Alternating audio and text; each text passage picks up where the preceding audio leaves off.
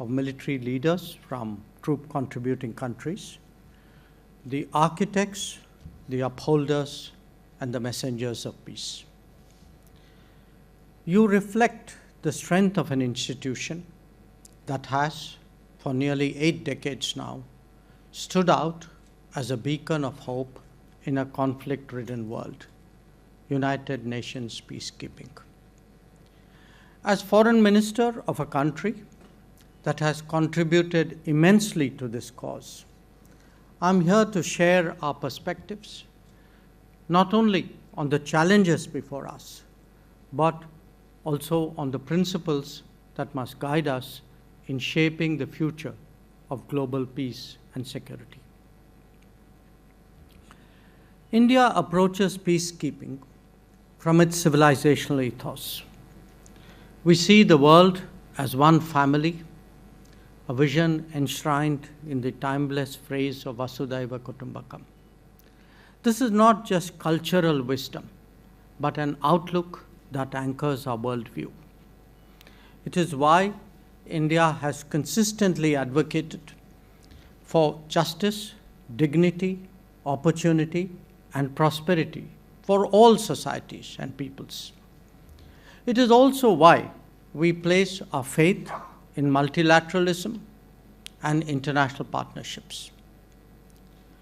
The global challenges we face, from pandemics to terrorism and economic instability to climate change, these challenges are interconnected and they transcend national borders. Our responses, therefore, must be more cooperation, transcending the competitive aspects of international politics. The natural starting point for such collaboration is the United Nations. I've just come back from New York after attending the 80th UN General Assembly. And let me share with you some key insights from that experience. One, the United Nations today still reflects the realities of 1945, not of 2025. 80 years is a long time by any standards. And during this period, the UN membership has actually quadrupled.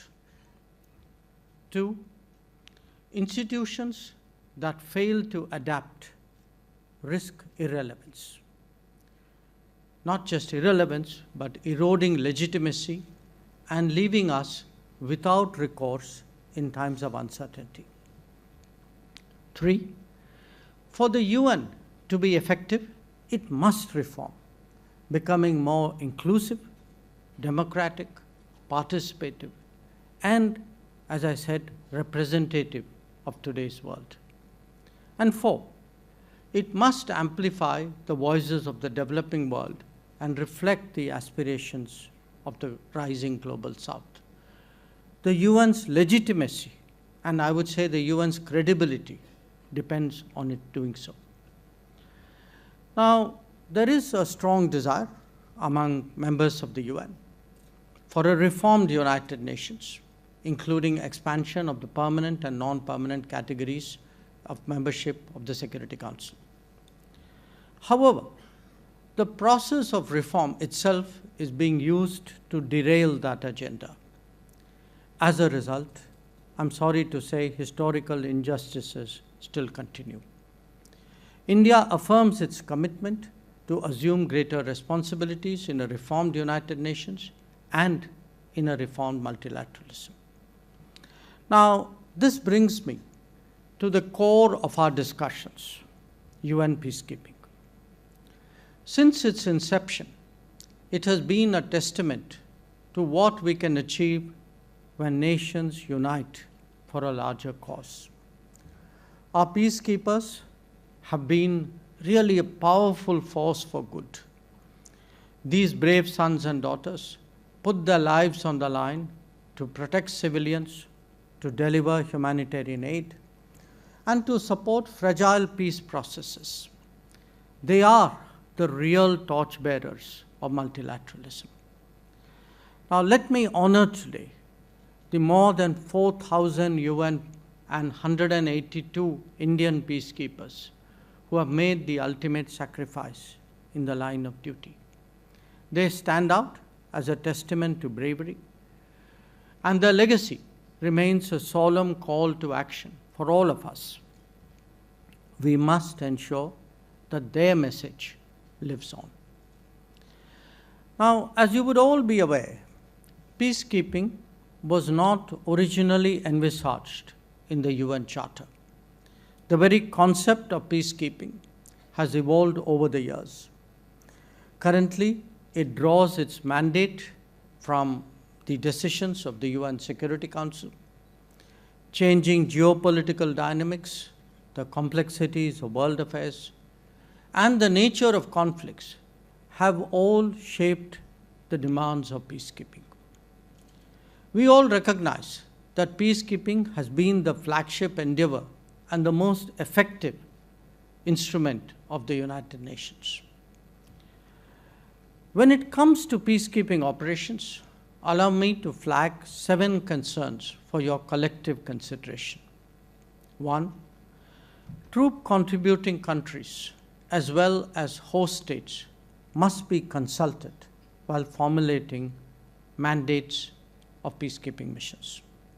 2, peacekeeping can only be effective if mandates are commensurate with the resources allocated to the missions. 3, these mandates must always be realistic and always be clear. 4, the primary responsibility for protection of civilians still lies with the host state. 5, technology and peacekeeping go hand in hand and is, in fact, a force multiplier in peacekeeping operations. As a nation that has embraced innovation, let me underline that India stands ready to be a technology demonstrator to enhance the operational capacity of peacekeeping. 6, to address the needs of strategic communication, we must strive to counter mis- and disinformation. The role of ICT is therefore very important. And 7, paramount importance must be given to the safety and security of peacekeepers. We must always ensure that perpetrators of any attack on them must be brought to justice.